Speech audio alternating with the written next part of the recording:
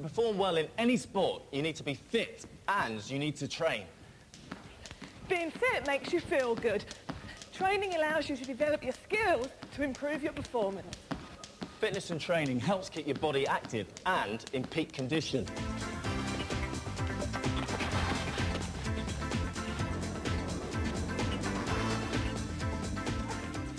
The kind of fitness and training that you do depends on your sport.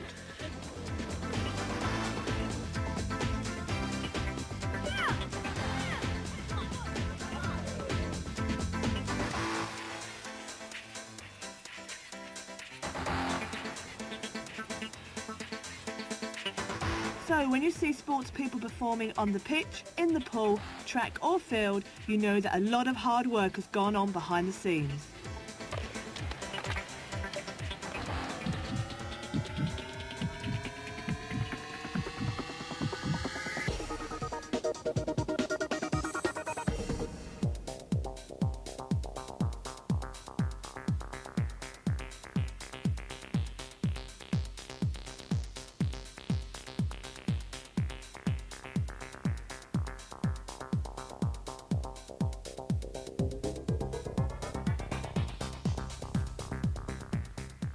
This is Leon Taylor, a British high diving champion.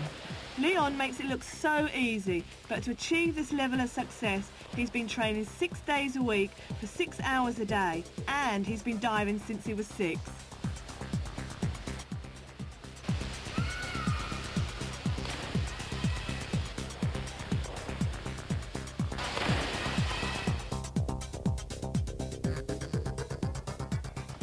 Training is a crucial part of success in any sport. The kind of training you do depends on your sport. Some aspects of training are very specific. So what exactly is Tony doing here? It looks very dangerous to me, anyway. He's doing some of the specific work in relationship to diving that we can do on the trampoline. Keeps him dry, can repeat much more quickly. He gets used to the orientation so he can see what's going on, because it's really important for us. We have to be able to see what's happening. He can learn all of his tricks much more readily here and then take it into the pool. Lessens the fear, lessens the problems of learning. He doesn't get so wet. Doesn't get so wet. I think I want to have a go, but I'm not going to be able to do any of that flashy stuff. We'll go through a basic couple of moves first. What I want you to do is lay down on your belly, and what this going to do is going to basically strengthen up your midsection, your back, thighs, and your hips. It's basically for position and body position in the air and on entries at the same time. That's perfect. Excellent. Good. Keep your hands and your feet on the trampoline. You're hitting the water around about 35 miles an hour. So the actual body position has to be pretty tough and strong. We'll go into something a little bit more specific. A bit jumpy now. That's more muscle strengthening. What we're going to do is basically a build-up for a back dive. 1, 2, 3, up. Hey! Thought I was going to land in the camera then. So explain this to me. A rubber ball. How does this help in diving? Well, we're looking at some of the strength training procedures here. We're looking at some isometric tension. So we've got the midsection of the body held absolutely static, the muscles of the front and the back of the leg holding everything. And we're balancing on something which is inherently unstable. So we're helping with the balance because everything is wobbling around. We have to hold absolutely still, which is what we do in the pool for hitting the water. Yeah. Must help with coordination as well, I would have thought something like that. There is a certain amount of coordination here, but it's very fine control that you're looking at. I think I'm going to have a go at this. You're going to show me how it's done? Yeah, excellent. And back down. God, yeah. And the other leg. Okay. So we try and hold these for at least 30 seconds, each move, nice and slow.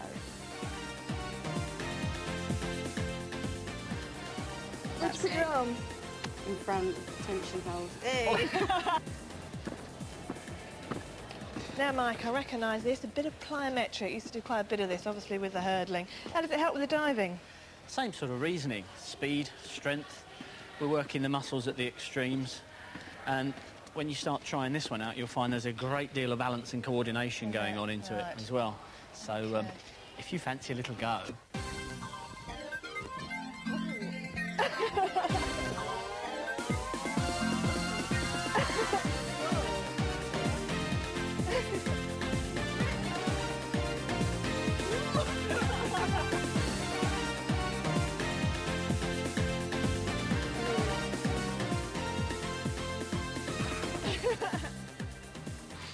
divers, a high percentage of training happens on dry land. There's less wear and tear on the body, and it's also good at building technique and skill. It's a sport where flexibility, timing and technique are all essential. Strength is also important, particularly for the springboard divers.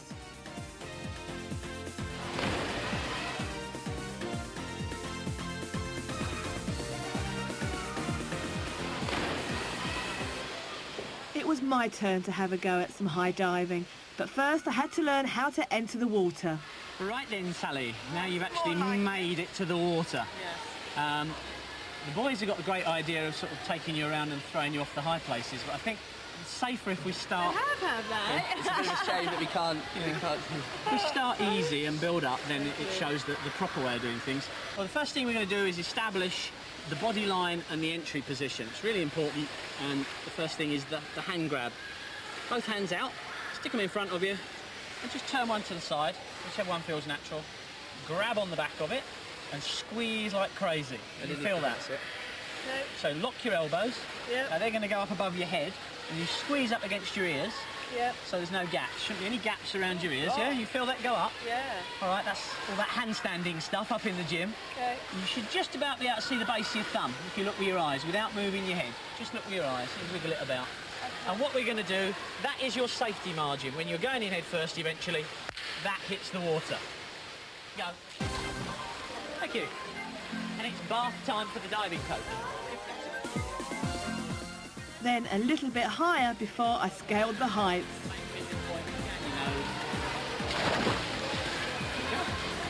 Go 1, 2, 3, go. Jump.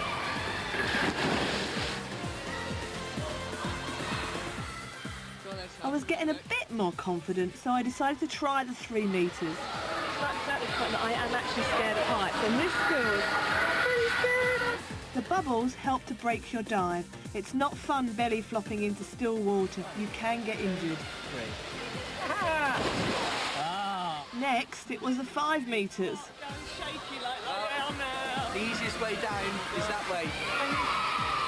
You can feel it wobble when he jumps, can't you? Just a little bit. You can do it, Sal. 1, 2, 3. Yes. Well done. And finally, the 10 metres. Brave girl. Right, let's go. No. Hold on to the bar. Let's make our way towards where we need to go. Always stand out in the middle. It doesn't seem so high. I don't think I'm ready for it yet. No. I wouldn't expect it. Not in the short period of time you've been doing this. Go on, you go first. Let me just watch this. You want me to jump up? Hop. Oh, that's too long. That's a second and a half near as makes no odds. Yeah, that's all it is. I'm sorry, guys. A second and a half in the air. I can't do it.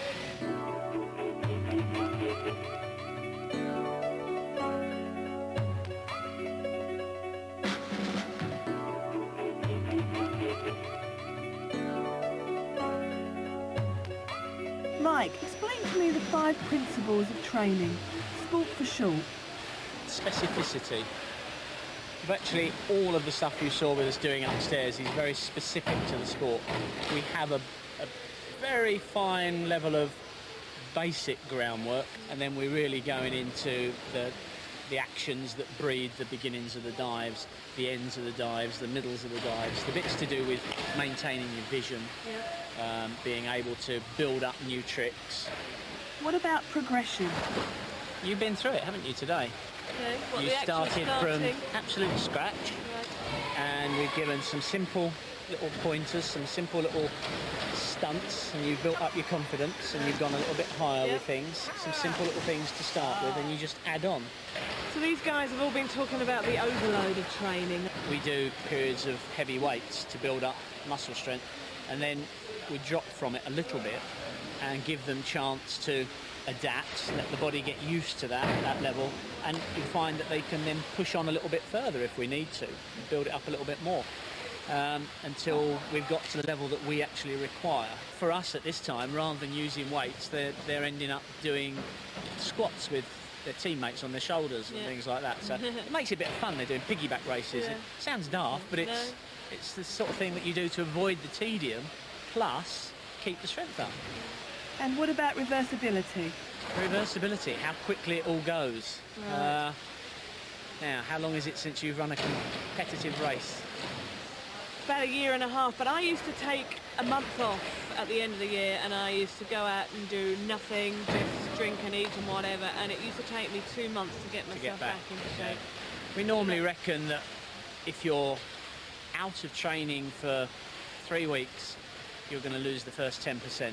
Okay, lastly, tedium. Tedium. We have obviously to go through painstaking procedures, same as any athlete, any level. You've got to learn, you've got to reproduce over and over and over again, and that can be boring. Right. So we seek to do it in different ways. Okay. And one of the big things that's actually come into our sport is a thing called synchronised diving. So they can be training, but they're not going to really be thinking so much about the dives. They're going to be thinking about their own coordination, and that just makes a change. A bit different.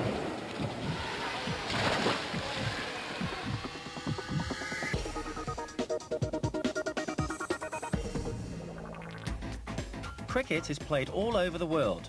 To win, players have to score more runs than the other team. And the bowler's job is to get the person batting out as soon as possible.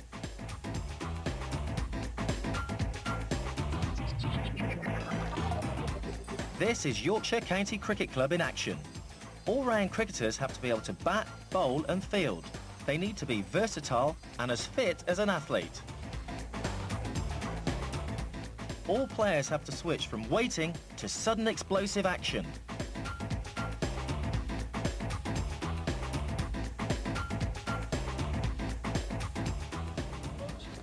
For cricketers, there are 3 key elements to training and fitness. There's skills training where players can practice batting and bowling. Fitness testing, which measures a player's fitness. And fitness training, fitness routines specially designed for cricket. To outwit the batter, the bowlers have all sorts of deliveries up their sleeve, and they give them curious names like Yorkers and Googlies. OK, so here goes, a spot of bowling practice for me against Michael Vaughan, who's one of England's young, good players. To give me a bit of advice is one of England's best bowlers, Darren Gough. Darren, am I holding this ball the right way?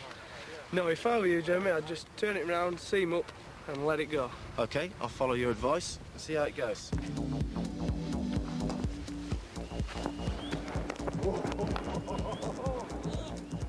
So Darren, what specifically are the nets used for? Well, the nets on the morning of the game, they're used for the batsman to get his iron and feel the ball in the middle of the bat, and the bowlers to get loose and practice his different types of delivery. Well, Chris is going to bowl as a Yorker, which is a ball which is going to be pitched on the batsman's feet, or try and go under, or underneath his bat and hit the base of the stumps. So Darren, what type of bowler are you? I'd like to think I'm a fast bowler. I open the bowling, and so I look to obviously get the breakthrough with a new ball, and the shiny side will be on that side when I start off bowling, and I'll try and make it go out to the right-handed batsman.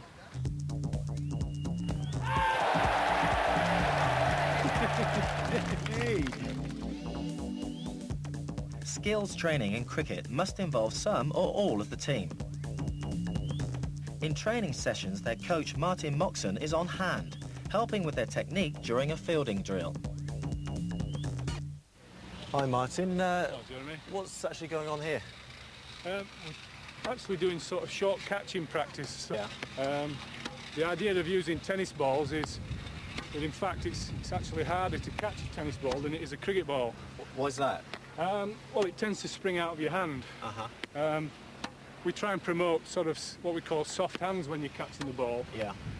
That being sort of letting the ball come to you and giving with it as you take it. And if you don't do that with a tennis ball, it just bounces out.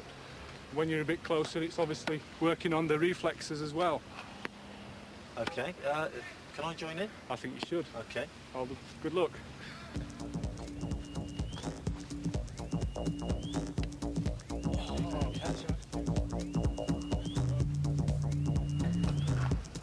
OK, let's work on the reflexes now then. Get a bit closer.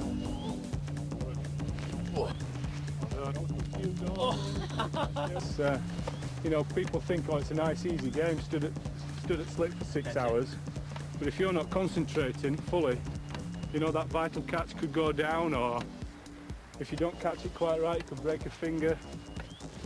So you really have to be on your toes all day. Next, it was stump practice. There's a technique to throwing the ball and hitting the stump. You've also got to pick up the ball and get quickly into position. Successful cricketers are fit. To achieve this, they undergo fitness training and their performance is always monitored. The test is going to start in 15 seconds, okay? Let's line up. Dean Riddle has devised some of the fitness tests, which all players have to perform. Countdown every time. Shuttle 1. 10 seconds. Watch that start. That's over the line. 5 seconds.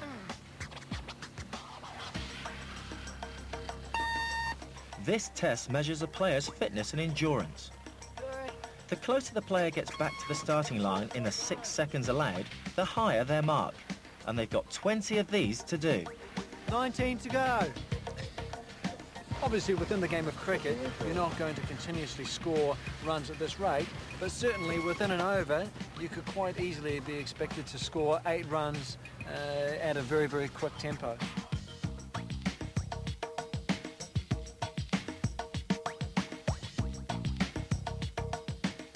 Catch the ball before it bounces the first, second time. Jerry, okay, you've got to get your hand underneath it. React. Good, well done. There are many other types of tests to gauge a player's fitness. In this test, Dean is able to tell if a player is turning fast enough during a turn. Excellent. 2-2-2. Simon Ward is running fitness routines specially designed for players. Take speed.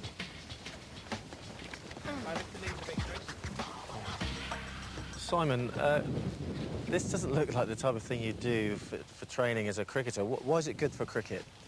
Well, what we want to do here is emphasise fast feet, body awareness, foot position, and most of all the agility to move in lots of different directions. So eventually we end up with cricketers who can move faster in all directions. I can see some, what look like hurdles. What are they used for? Well, I'll show you actually. Let's go over and have a look at some of the drills. Hey guys. On here, what we're going to do is try to make them more efficient runners. Okay, their body movements, if they're more efficient, means that they can save energy. If they can save energy then throughout the game, then at the end they have a little bit more energy in reserve. If that means we have more than the other team, once again it gives us a better potential for winning a game. Nice and steady to start with. Just learn the movement. Yeah.